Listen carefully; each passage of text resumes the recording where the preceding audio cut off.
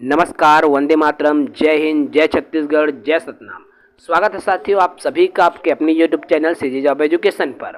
Pre BEd pre DElEd प्रवेश परीक्षा 2025 की पूरी तैयारी जो है हमारे चैनल के माध्यम से आप कर रहे हैं। आज की हमारी ये जो क्लास है, क्लास 10वीं है, जिसमें शैक्षिक प्रयोग, समस्याएं एवं नवाचार पर बात करेंगे। शिक्षा अभिरुचि की कक्षा चल रही है, तो चलिए देर न करते हुए वीडियो को शुरू करते हैं। जो साथी नहीं जुड़ पाए हैं, वीडियो को बाद में भी देख सकते हैं।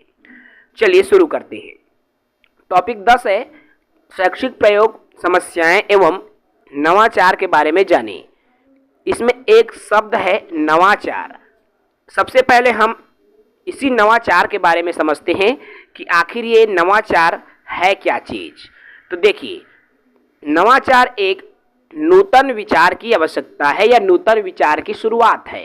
भाई, नवा मतलब नया, नूतन नवीन और विचार, नवाचार मतलब नया विचार, है ना। एक प्रकार से हम बोल सकते हैं नवाचार का मतलब क्या बोल सकते हैं भाई, नया विचार। अब जब एक शिक्षक कक्षा में बच्चों को पढ़ाता है तो उनके मन में जो नया विचार उत्पन्न होता है, नए तरीके जिससे कि हम बच्चों को पढ़ा सकें, वही तरीका नवाचार है। तो यह एक तकनीकी प्रक्रिया है जिसका विस्तृत उपयोग प्रचलित व्यवहारों, तकनीकी के माध्यम से या तकनीकी के स्थान पर किया जाता है। मतलब प्रचलित व्यवहार, नए नए जो प्रयोग हैं, जब एक शिक्षक बच्चों को पढ़ाने के लिए नए नए प्रयोग करता है, नए नए विचार ला करके नए नए तरीके से जब बच्चों को पढ़ाता है, तो वही क्या कहलाता है मेरे दोस्तों, नवाचार कहलाता है।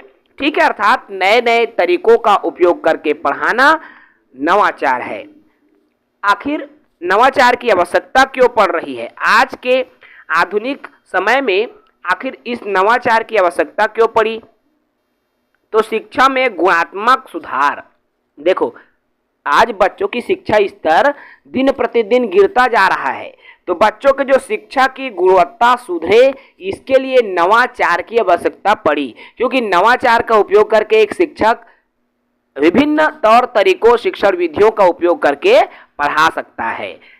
सामाजिक आकांक्षा, अपेक्षा पूर्ति। देखो, बच्चों की आज जो है, बच्चों की आवश्यकता है नवाचार, क्योंकि आज का युग जो है तकनीकी का युग है, और आज तकनीकी के इस जमाने में नए नए विधियों, नए नए तरीकों की खोज हो गई है। और यदि एक शिक्षक नए नए तरीकों, नए नए विचारों का उपयोग करके यदि बच्चों को पढ़ाएगा, बच्चों की कमी दूर होती है। क्योंकि यह सामाजिक आकांक्षा है भाई, सामाजिक आवश्यकता कह सकते हैं नवाचार।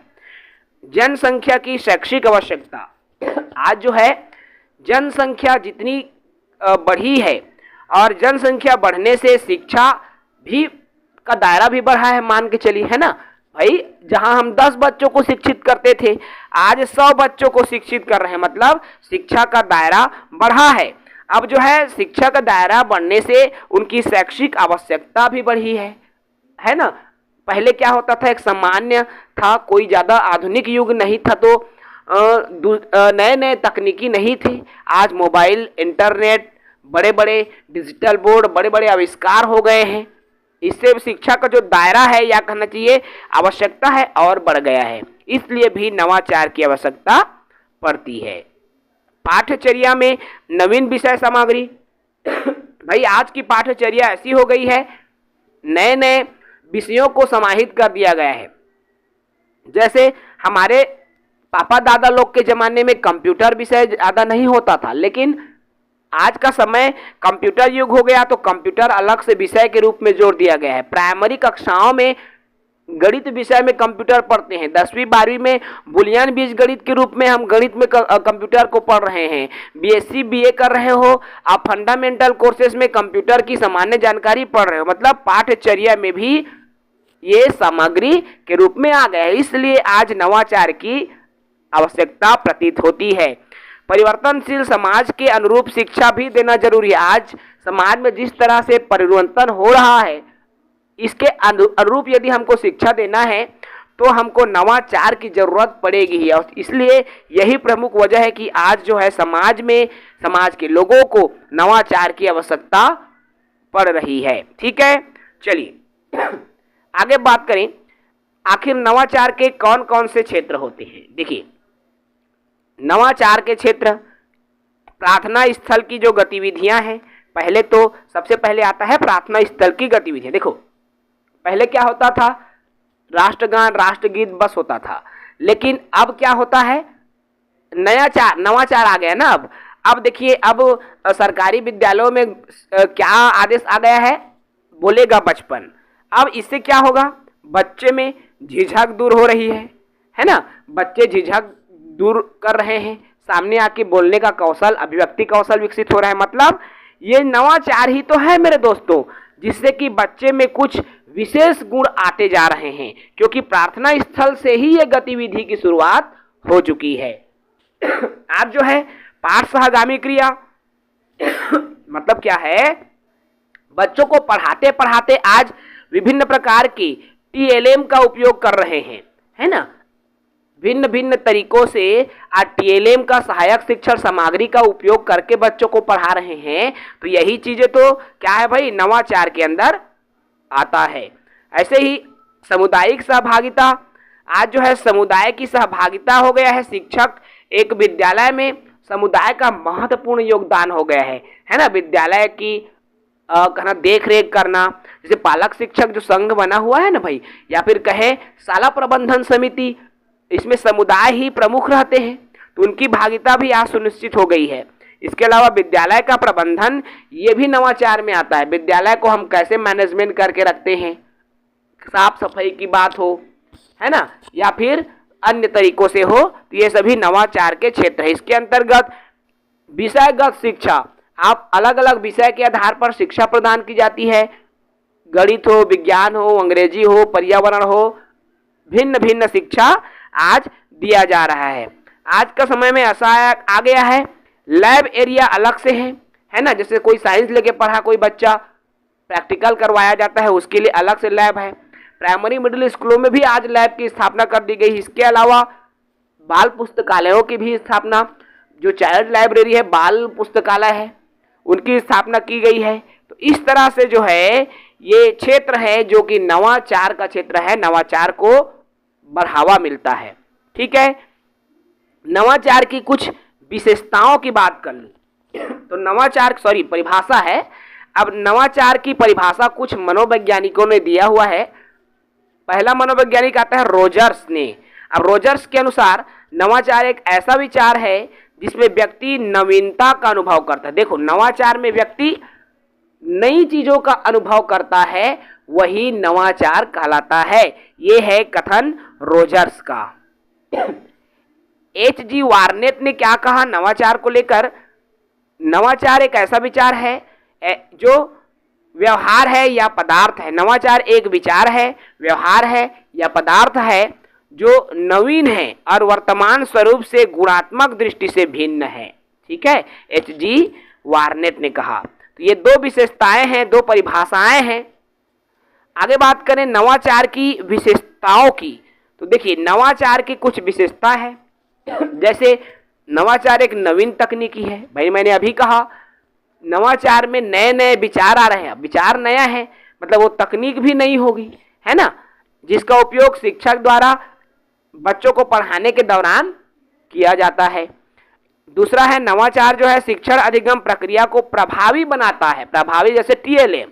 अब टीएलएम जो है शिक्षण प्रक्रिया में बहुत ही मददगार होता है, बच्चे और बेहतर तरीके से सीखते हैं। वैसे ही नवाचार के द्वारा वर्तमान परिस्थिति में सुधार भी लाया जा सकता है।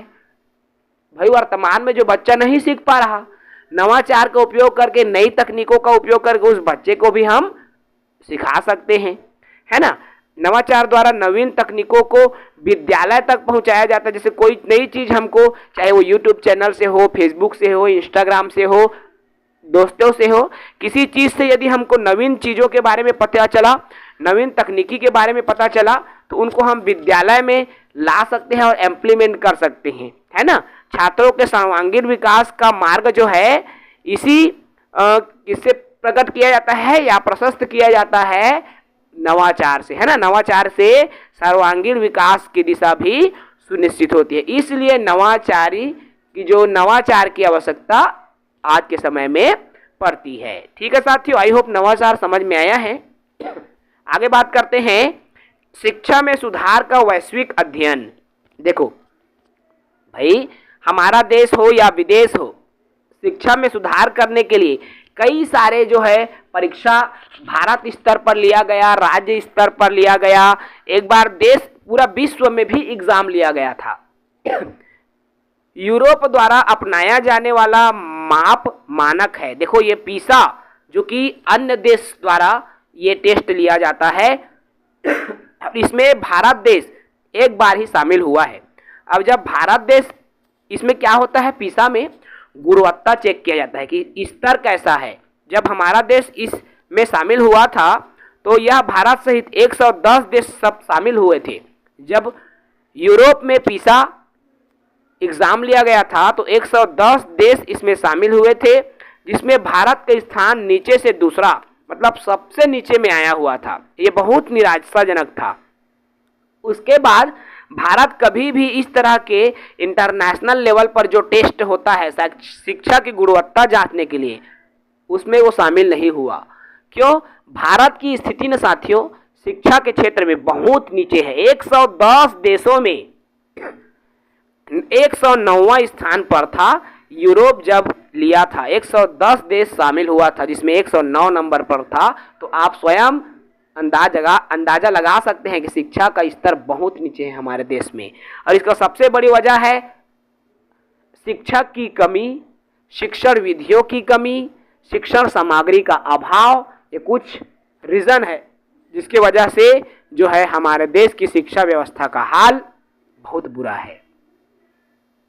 ठीक है, तो ये तो रहा साथियों नवाचार से संबंधित आज का ये टॉपिक। छोटा है, नवाचार के संबंध में शैक्षणिक प्रयोग, समस्याएं एवं नवाचार, जिसको आज की इस वीडियो में हमने जाना, हमने समझा। ठीक है, अगले सेशन में हम अगले टॉपिक पर बात करेंगे जिसमें शिक्षा एवं सीखना पर बात होगी। इस वीडियो में इतना ही। साथी नए हैं चैनल से जुड़ेंगे, चैनल को सब्सक्राइब करेंगे, नए साथियों तक वीडियो को शेयर करेंगे। जय हिंद, वंदे मातरम।